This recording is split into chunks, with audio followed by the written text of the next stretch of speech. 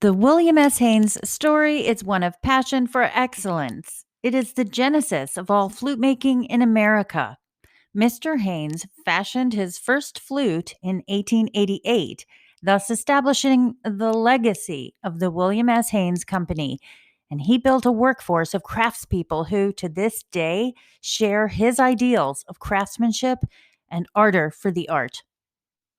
Throughout the years, the standards of the William S. Haynes Company have been passed from master flute maker to apprentice. Today, the company is located in a custom designed modern facility in Acton, Massachusetts, combining original tools and techniques with modern technological resources. Mr. Haynes's collaboration with the scientist Dayton Miller and premier flutist Georges Barrère led to the development of many innovations during his tenure. These advances were continued by the late master flute makers Louis J. DeVoe and John C. Fujeta. William S. Haynes Company flute makers and engineers continue working with today's flutists to develop new features such as the Haynes pinless mechanism that allows for a more comfortable, crisp, and even action. William S. Haynes Company flutes are known the world over for the, quote, Haynes sound, end quote. Flutists enjoy the rich, full, colorful, and even-scaled timbre over a full range of dynamics that is only Haynes. Over the years, our master flute makers have constantly endeavored to create the Haynes sound with flexibility and beauty of tone at its core. At Haynes, we wish to know you in order to make your dream come true. A highly customized flute that is an extension of your artistry.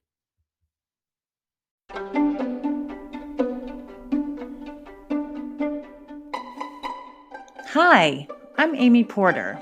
Some of you know me as a flutist and a classical musician, others as a professor, and some of you know me as a publisher and arranger. I'm a stepmom, I'm a business owner, and I'm the founder of a couple of nonprofits. And this is my podcast. My core mission as an entrepreneur is to appreciate what I have around me. And then I try and see as clearly as possible how I can help. So let's talk, let's share information, let's laugh and sometimes cry over the things that we have to work through in life and in music, in business and family and relationships. Come on into my Porter Flute pod.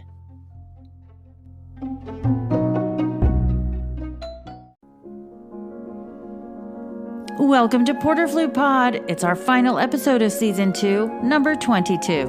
I'm so excited to feature Stephen Finley. He's with the Haynes Flute Company and has had quite a life performing with the Boston Symphony and working for Powell and Haynes Flutes. So come on in with our co-producers Justine Sedke and Alan J. Tomasetti as we explore the life of Stephen Finley and his thoughts on personal resonance. We're also going to have a very big homage to Jean-Pierre Rampal. It's one big story time.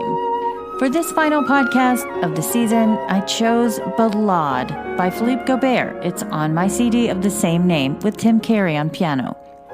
Welcome to Porter Flute Pod. I'm so glad you're here.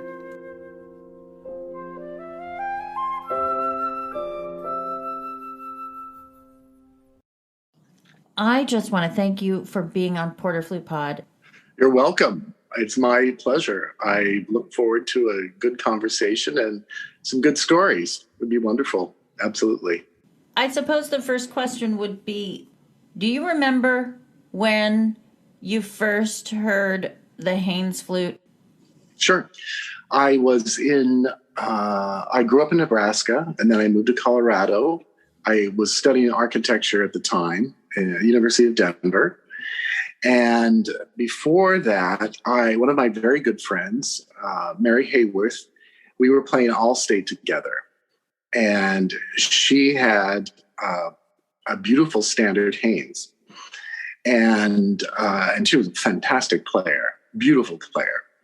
And Mary, we were playing Candide at the time. There was a wonderful conductor there with the orchestra. And she would just play anything. And she was studying with David Van de Bogart, who had studied with Bob Willoughby. And so he was very good about teaching his students Tafanel Gobert and also sight reading. And she could sight read incredibly well, beautiful. It was really great sitting next to her because I was influenced by her greatly. And she said, "Hey, do you want to try my flute?" And of course, I was excited, elated, and overjoyed. And I picked it up, and she had tiny fingers, so it was a closed hole. And at that time, I had an open hole, so it was not a problem. But at that moment, the sound was, I never forgot it, and I still haven't forgotten it. Do you remember where you were when you first heard Ron Paul play the Haynes flute?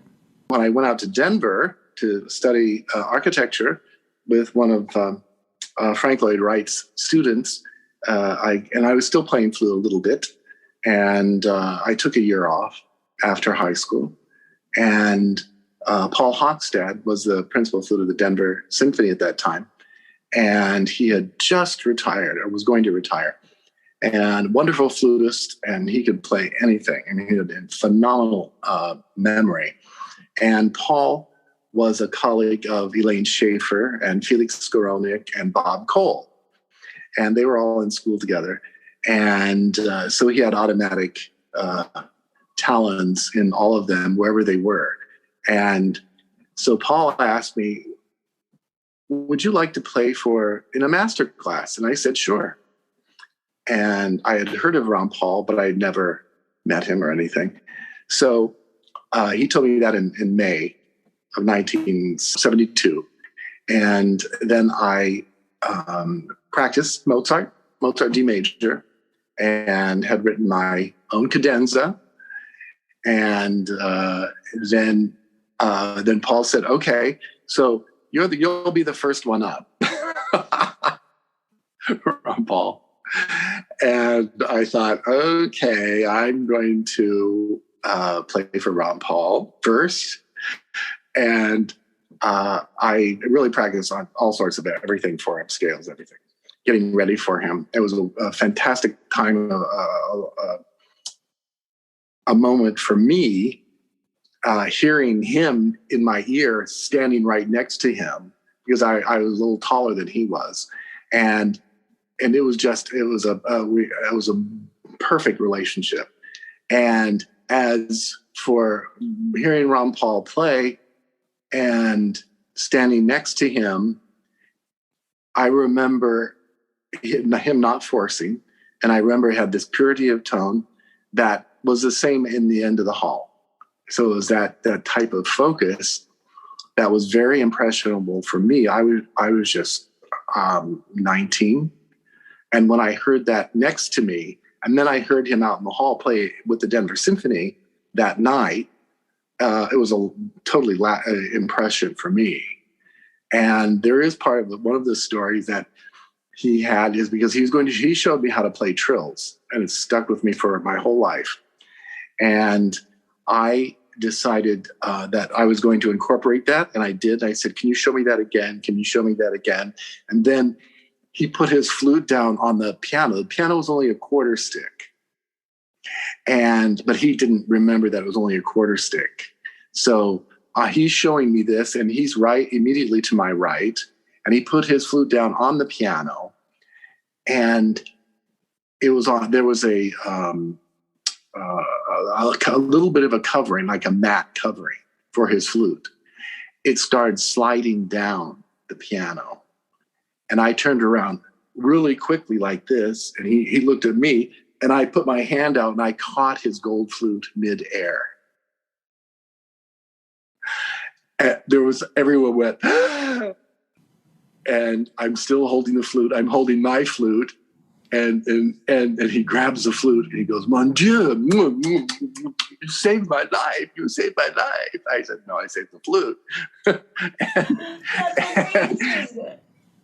Yeah, and he always remembered me for that. I've worked on both of his flutes and his Louis Lot, throughout the years. But he could not have been kinder. Great guy, a great teacher by example. I mean, he kind of says, oh, well, you just kind of breathe, right? He was like this huge guy. He had incredible capacity, but he used his air so efficiently. And when he wasn't so well, in his later years, or when I think one time he told me that he had 200, probably more, 265 concerts a year. That's a lot. That's a lot. And one time we met because he would come to Symphony Hall in Boston, and we would meet, and then one of my friends, Louise, she had a beautiful townhouse on Beacon Street here in Commonwealth Avenue, and so after his concert, we would be up until 2 a.m, and he would play, and we'd play. And then we played duets and sight read anything, and it was a really impressionable time on how to be good with your colleagues, and he didn't put up with any of the shadow people. He really kept things up and upbeat, and it was so kind. It was very kind. And when I was at Peabody, studying at Peabody with Britton Johnson, he came a number of times, and I played for him, and he looked at me and he goes,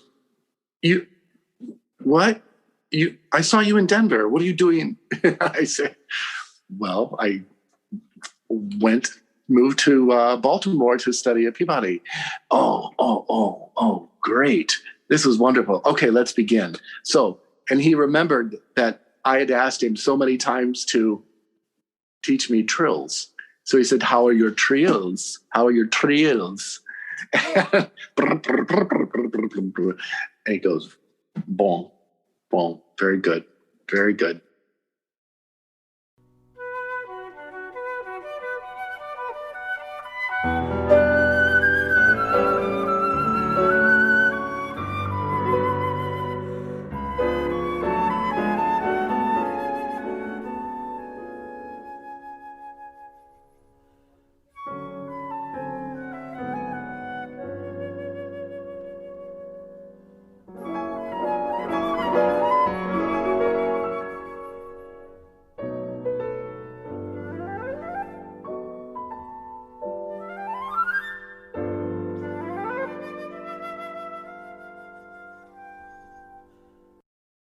Sometimes I went in, because he came so many times to Boston, I would sit in different parts of the hall, and it's a big hall, 2,600 seats. And I would sit in the first balcony. I'd sit up close. I would sit back in the nosebleed section and far away.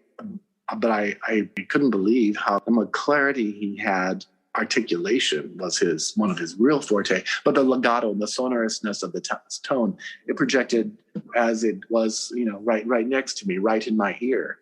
And I remember going like this close to him and looking and seeing what his lips. He said, yes, these are lips. They're lips. And I would go, of course, I want to see what you're doing. And he goes, but I am not doing anything. Nothing. It's all inside, I mean, this is just the release. That's all the release. You have your little pillars here, and then everything moving. You can have the stuff moving around, but you have to have that firmness there, but flexibility at the same time. And that's what creates a resonance, because your concert hall is inside, of course, your concept too. And that is what he really, really, well, he preached it and he did it. Yeah. Even after a 260 concert, he still had it. He may have been tired, but he knew that when he got on stage, it was showtime for him to play. And also in master classes too. It was just great. He was always searching for new literature all of the time, unearthing this, unearthing that, all of the Baroque and the Rococo, and he played it all. He loved it all. And he played, I heard him with Maxence Larieux a number of times play together. And it was sensational. It was sensational. And sometimes he could get a little fast, and as we know. But I think he really was very progressive in learning, having brought these pieces all to our attention, and also to give us a really incredible interpretation at the same time, all over the world. So it was just a big heart all over the world. Yeah, great guy. Prokofiev and Right. Franck. I, Like, let's go there for a minute. The editor, were you around when he was premiering these sonatas? yes, Oh, yes, yes, yeah. In the early '70s, he came. He did a concert in Baltimore at the Lyric, and we were just kind of learning it. And then he played the Jolivet. What? I went to Ted's music shop in Baltimore across the street, and rummaging through a music store that had scores. Remember that? Paylesson's? And I saw a score, and I go, what's this? Jolivet. And it was a Jolivet concerto. And then they happened to have the music. I went, what? They had the music. I said, I don't know this piece. I think I'm going to learn it. Okay. So I learned it. And Britt Johnson, I said, I'm going to surprise you. I'm going to bring in a piece. And I want to do this I studied it over the summer, and I was going to play it for my senior recital at Peabody. This is 1977. And he said, okay, whatever you want to do, you do it. You just do it. Just bring it. Yeah. And I brought it to him. He goes, what is this piece? And I had heard John Solom had recorded it. And then I heard Ron Paul play it live. And then I went, that's it. I'm doing it. And then I brought it into Britt Johnson, and he went, wow, this is a great piece. Is it longer? I go, well, that's it. It's kind of short, but boy, it says everything. And I was really, really thankful that I had been exposed to Ron Paul at that time, and knowing that, he was certainly instrumental in Jolivet and influencing Jolivet and the flutists, and also inspiring people to make consistently great flutes, and to keep that quality that we were talking about, personable and heartfelt and resonant, even close, that you have that resonance. If you find that resonance and you're not pushing it, but you have to really think, tall. You have to really be tall, no matter what size you are. You have to be tall, and that will project. Doesn't matter of anybody's stature. It will always project, always. With the fiddle, its lower two strings are a lot stronger and have a lot more power than the flute, and the flute sails were the top two registers, and he was well aware of that, and he employed that all the time. Whether he was doing the Franck and the Prokofiev, and I remember hearing him in the late '70s play the Prokofiev live, and wow, that was just, and boy, did he take the scherzo fast. Oh my God. And it was clean as a whistle. It was really impressive, very impressive. Yeah, and he taught his students that too. Anyone that studied with him, no, you don't need to force there. You don't need to force. Be grounded, stay grounded, and have a good time. Have a good time. No, don't worry about being nervous. But you can have anxiety, and you can have anxiousness, and that will propel you forward. He was a believer in, the master classes, of course, which I think are a really great thing, a great deal. And I'm glad that I think all teachers do it now. And that was his influence, really, to do the master class and have the master classes regularly. And then you're playing in front of people, and you're, getting nervous. And, sometimes, you don't do so well, and other times you do, but you keep going. And he was always one for that. Keep going, keep moving forward, move forward. Don't back away.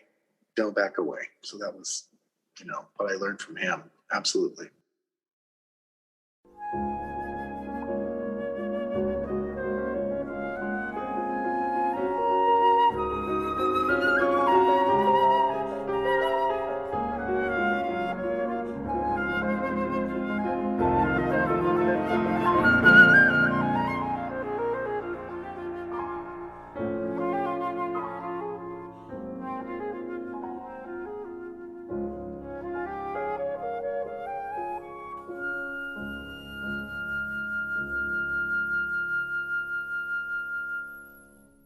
I grew up in Nebraska, and one of the teachers that I had in Allstate was Donald Lentz and Lila Heisch, who were pupils of Barrère.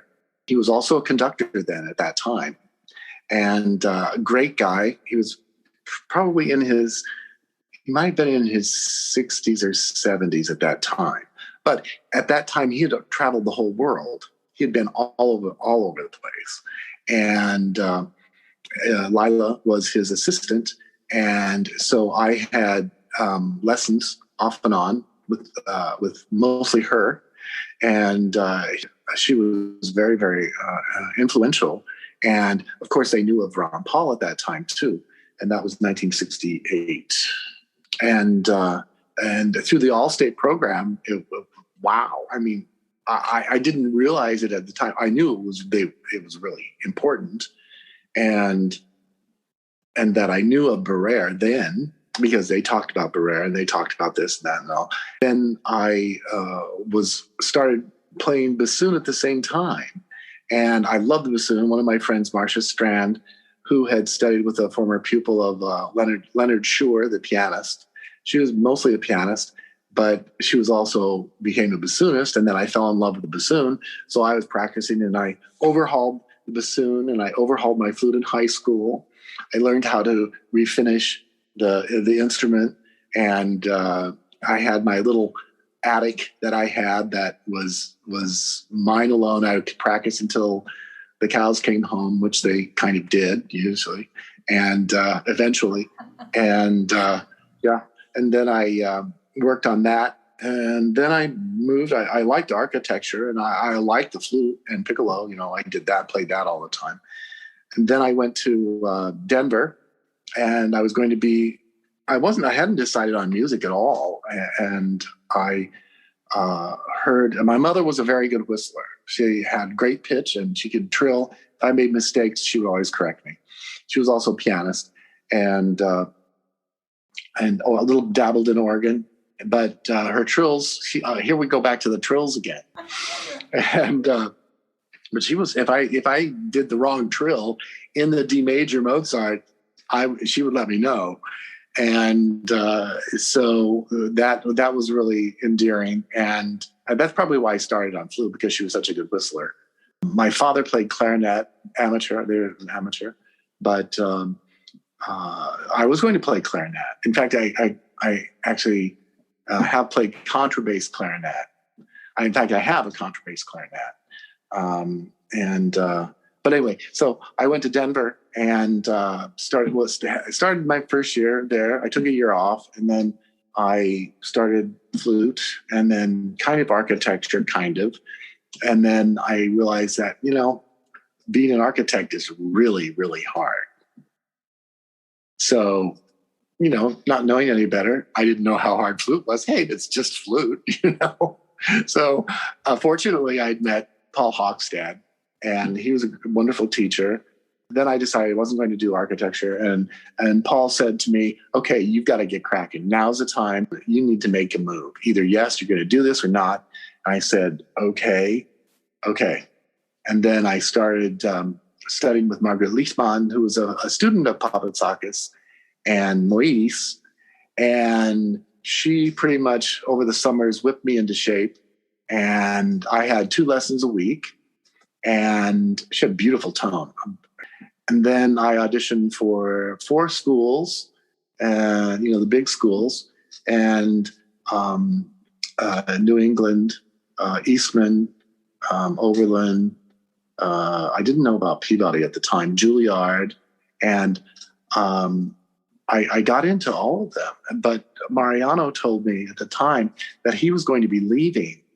And I going, oh no, this is not good. Bob Willoughby called me up. I love Bob Willoughby, one of my coaches. I love that guy. He's just wonderful in every way.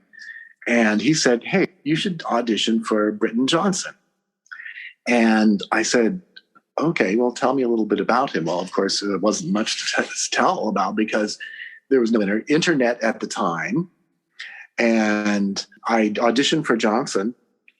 And it was in June. I was, I think, probably the last person to audition for the school, and it was hot and it was muggy. June 22nd, and there was a garbage strike in town. And I walked out and I saw the architecture and went, oh, wow, this is where I want to be. This is incredible. The big library, the small library, the great, great George Peabody originals, and some of the French originals in the library itself. And then the concert hall.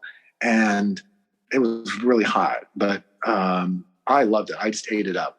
So then I did a 2-hour audition for Johnson. And he said, good, would you like to come to Peabody? Yes. And so I said, okay. And I said, so how am I going to do this? Okay. So I talked to my parents. We figured it out. And I came, early, a month early, and just got into the city. I love Baltimore. Baltimore is very dear. I'm very wonderful, charm city. I worked a couple of days a week to pay bills and all of that.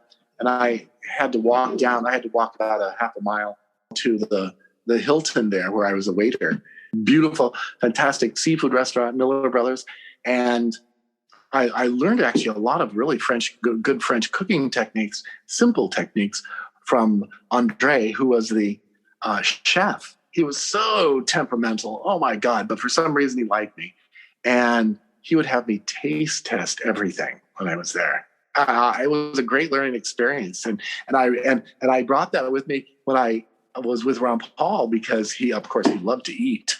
And when my friend Louise would sponsor some of the classes after the classes, after the classes, and banquets afterwards, she knew it all. She was just right on with that. So there's this lineage that goes through it all, and learning curve.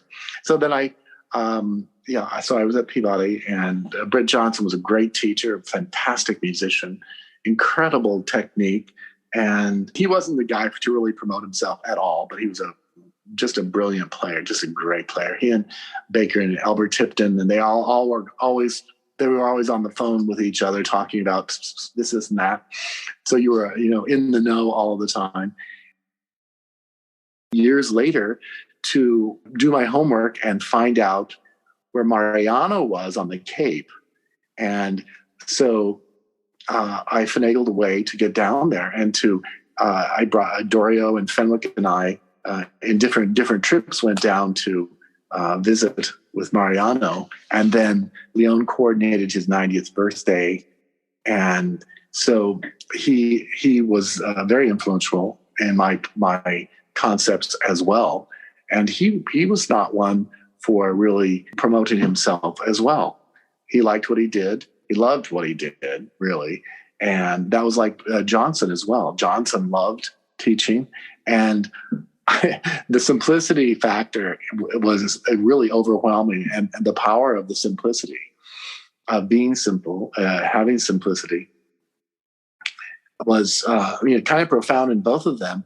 And Britt wrote in his resume, I remember looking at it, and some people have, their resumes really long and all of that. And he just wasn't into it. But it's like, studied with William Kincaid at the Curtis Institute. He played principal flute in the National Symphony. Actually, he was principal flute, and Dorio was second flute in the National Symphony at the same time.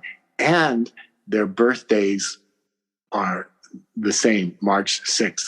How's that? Amazing. It is amazing, right? And then I studied with Bernie Goldberg for 3 years. I would travel. Johnson had a heart attack, and so he really wasn't teaching as well. So I got his permission to take lessons. So we would load up the car and drive to Pittsburgh and stay in Bernie's top floor, and we all had sleeping bags, and we'd all have masterclass lessons with him. And Britt and Bernie got along great. And he said, no, well, if you want to, you're going to just drive there and come back, and that's great. So that worked out really well. And then I came to Boston in 1979 and started studying with Dorio Dwyer at that time.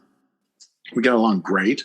And we were always trying different flutes at the time. We had Symphony Hall and Jordan Hall and the concert hall at BU, and also the Strand Theater, and then the Benjamin Franklin Hall, which is a mini symphony hall. So we experimented with all different types of halls and how the sound would project and all of this type of stuff. And I still do that today when I go to concerts and hear concerts, whether it's pianist, violinist, doesn't matter. I sometimes learn even more if it's a cello, or a violin. And of course, vocalists really help. So I'm a real avid concert goer. And it also helps because I live a walking 1 block from Symphony Hall, 2 blocks from Boston Conservatory, 3 blocks from New England Conservatory, and 3 blocks from Berkeley School of Music. So it's, you just can't listen enough. I came up to Boston and started working on flutes. And then I started playing with 2 years with the BSO, freelancing. And then I won assistant principal flute in Caracas. And so I was in Caracas for a year and a half, almost 2 years, and played that. That was fantastic. I had the most incredible time. I mean, we traveled all over the country, and then we played in the Casals Festival Hall, and then in Santo Domingo, the beautiful concert hall there. Then there was one story that we had when we went to in Venezuela. There's a wonderful town you have to drive to. It's quite a long ways, and we were in our Mercedes buses, and we drove to Valencia. And Valencia, we were playing Mahler's Fifth. About a third of the way through, we started getting a thunderstorm like you would not believe. And it was loud, and the lightning was around everywhere. And then boom, the lightning hit. All the lights went out. The emergency lights came on, and we're kind of like, right? And then a wonderful conductor, his name was Aldemaro Romero, who was a salsa conductor and a lot of the ethnic music of Venezuela. A fantastic composer, a great guy. We got along great, and did so much by ear. He knew what was right, even the classical. All of a sudden, he talked to a couple of the Romanian and other violinists and a couple of guys, and they got up and they played until the lights went back on. They were just playing their gypsy music and their ethnic Romanian songs that they had, strolling violin, and they were great. They could play anything. They learned the Russian school of violin. Wow, they were great. And they were in the violin section, and we had some Romanian cellists too.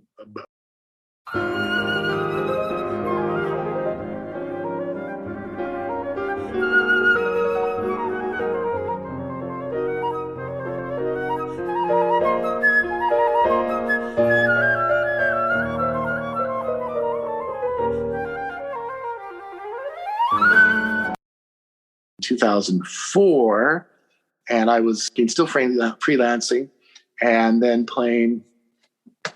started doing my own repair, and I would consult with people and finding the flute for you, finding your voice. So people like Emily Bynon from Concertgebouw came up, and a couple of other Europeans, and would find flutes, and I would take them out to all the different flute companies and help them find flutes. And then one day, Zhu, you remember Zhu, right? Zhu Fengli, he said, "Oh, maybe you should come over to Haynes and check it out." And I go, "Oh, I only live 3 blocks from it, so I guess that would be an okay thing to do." So I went over, and we started talking, and I picked the flute up, and I said, "Well, what do you have?" I said, "Do you have one that's finished?" At that time, John had passed away. Charlie Fujeta had passed away, and Ni Chen had purchased the company, and he actually went to school. He went to school at BU, studied flute at BU. He's the flutist, and became an entrepreneur, I decided that I'll try it. So Zoo handed me the flute, and I went. He handed me 3 flutes actually, and that he had prepared, and it was immediate. I said, "This is what I remember from Mary Hayworth when I was in high school." And I'm getting goosebumps right now just thinking about it. Me too. And I went like, "Oh, this is really moving." And I stayed for like an hour, and I went, "Wow!" I was real deja vu. And I went and played it some more, and I did articulation studies. I did, the whole trial, legato, everything. And I said, you know what? It's still there. It's there. It's in the bones, ringing, resonant, but personal, very personal. And I said, okay, but we have to bring it into the 21st century. And exactly. Zeus said yes. And I said, but we have to do it quickly, because that was a New York convention. This was in January of that year, 2009. And I said, well, let's try it out for 6 months. Let's see what happens. Let's see what we can do.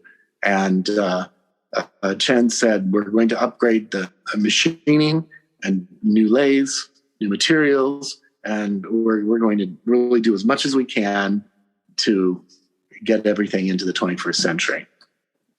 So we worked like bandits, 10 hours, 13 hours, never slept, always trying new stuff, morning, noon, and night before the Flute convention. And then we got to the Flute convention, and a number of players came over and tried the flutes.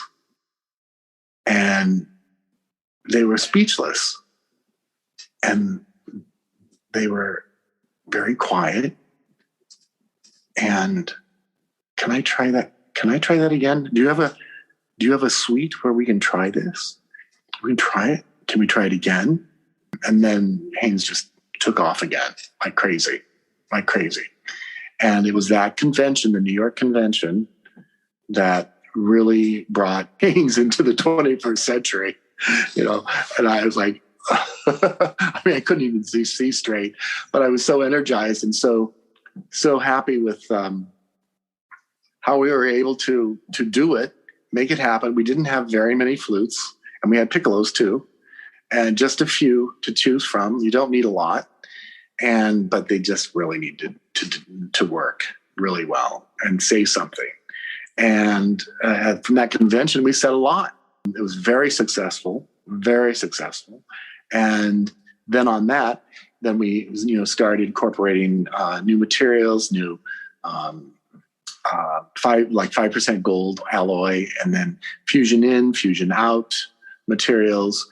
And we've since added 10 karat gold, and then of course white gold, and 19.5 karat. Yay! I came home with the Haynes made for me, and I didn't play it for at least 2 days because I was finishing up my Bach cello suite. I remember that. Yes. I was finishing the Bach cello suite recording, and the last day I opened the box and I played Bach cello suites for you. I played the G major prelude on 2 different head joints. I recorded it for you, and we picked a head joint over the phone, on a recording on the phone. I mean, I think a lot of people might think that I didn't think things through, but might I also say it shouldn't be that difficult? Right. I had just come off a recording session with the most familiar instrument I've ever played. And so I came to this new baby really sounding like a tub of lard. Oh gosh, Finley, I would go and play Peter and the Wolf excerpt, and it would just be horrendous. The Haynes, everything was new on the Haynes. Everything was new on the Haynes for a couple reasons.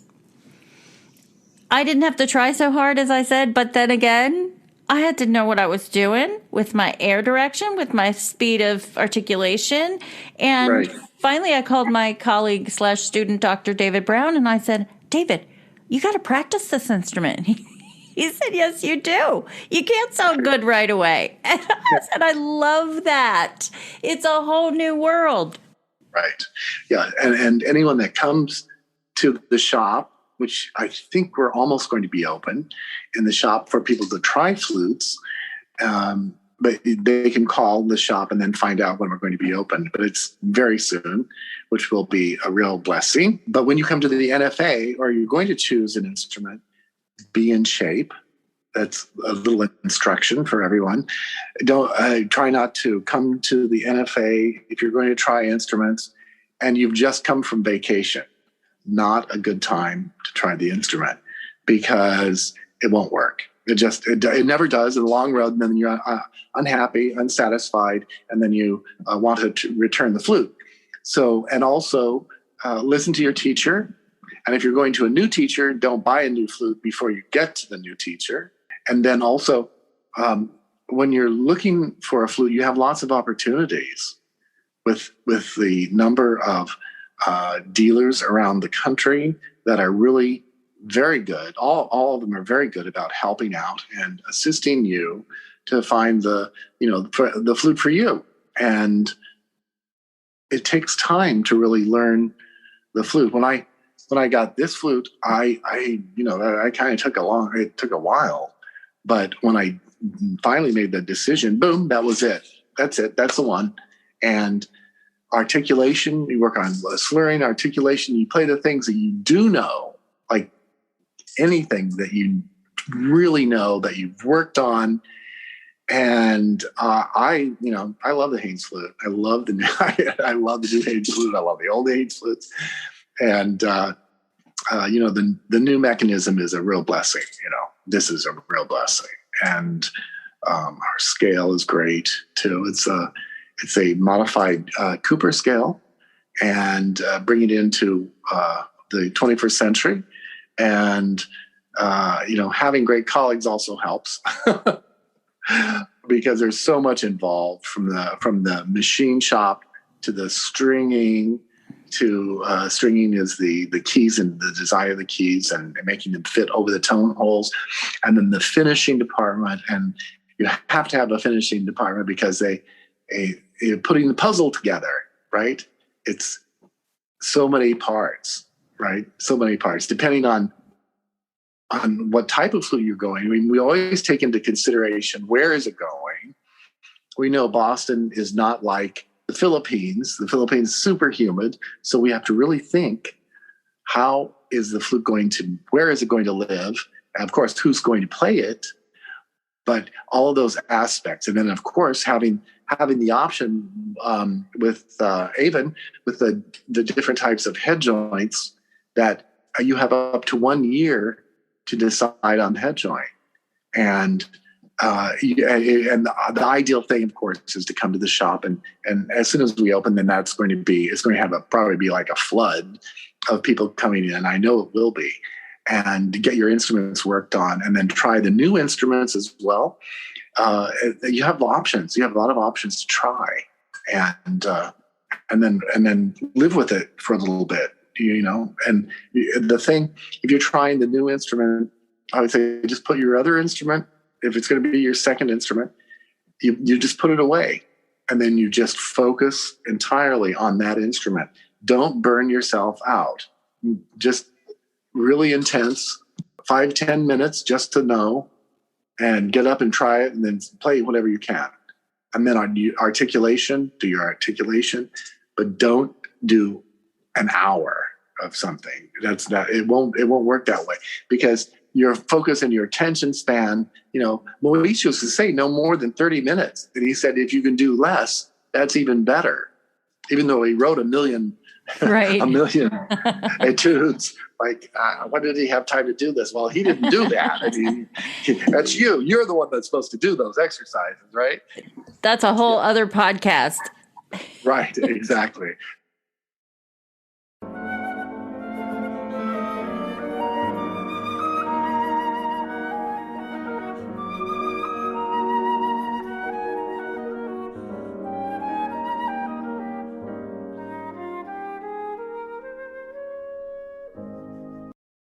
talking about my one and only flute. Yay. It is so beautiful. And you, as a finisher, I can't think of a better human for the flute to, be born, right? The flute, it goes through the factory and it goes through those beautiful hands. I've taken a tour of the factory. I'm sure everyone can. I call it a factory, but it's really just this room of artisans sitting together. It's just a shop. It's a shop, yeah. And then you come on through to this beautiful room where there's memorabilia and you can see the history. But to know that the last hands that it leaves are yours is truly special. So I just thank you so much for giving us your time and your love today and your care with the stories behind Haynes and behind you, because we love you, Stephen Finley. We all adore you. Oh, I love you too. And I just want to say, it's really everyone at Haynes, and it's not just me.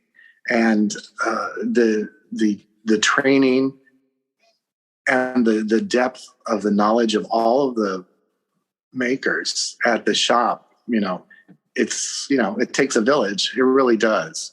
And if you have something, just like in what Kincaid used to say, I love this, Mr. Kincaid, what do you, how do you have such good students? And he said, well, I select the best and they become the best. So if you have a really great group of people working with you from the beginning, and it goes through all of those different departments, as in the shop, we don't call it a factory, we just call it a shop. And then you have a lot to work with. And then you don't have to second guess the instrument and really put it into a neutral area, which is what the Haynes is. And then what it becomes is actually an extension of you, but with the Haynes framework. It's all of the framework. If you don't have the framework, you have trouble. So it's from concept from the beginning to the end. And then you put the fireworks on, right? It's everybody. Yeah. Thank you for being with us. Absolutely. My pleasure.